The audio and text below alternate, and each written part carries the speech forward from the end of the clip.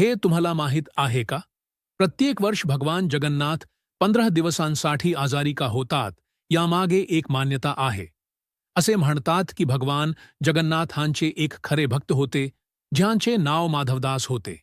त्यांच्या पत्नीच्या निधनानंतर त्यांनी आपले संपूर्ण जीवन भगवानांना समर्पित करण्याचा निर्णय घेतला.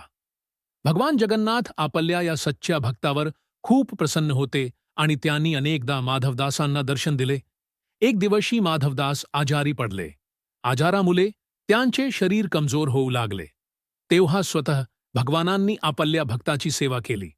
नंतर जेव्हा माधवदासांना शुद्धीवर आले, तेव्हा त्यांनी विचारले, प्रभू, तुम्ही तर त्रिलोकांचे स्वामी आहात. मग तुम्ही माझा आजार एका क्षणात का नाही दूर केला? तुम्हाला माझी सेवा करावी लागली. त्यावर भगवान हसत म्हणाले, माधवदास, जर तू या जन्मात हा दुःख भोगला नसतास तर तुला पुढचा जन्म घ्यावा लागला असता. आणि मी ते मुलीच नको आहे. अजून तुझे 15 दिवसांचे दुःख उरले आहे, पण मी उरलेले दुःख माझ्यावर घेतो. आणि म्हणूनच भगवान जगन्नाथ आजही प्रत्येक वर्षी 15 दिवसांसाठी आजारी पडतात. कमेंटमध्ये जय जगन्नाथ लिहा. सबस्क्राईब, लाईक आणि शेअर करा.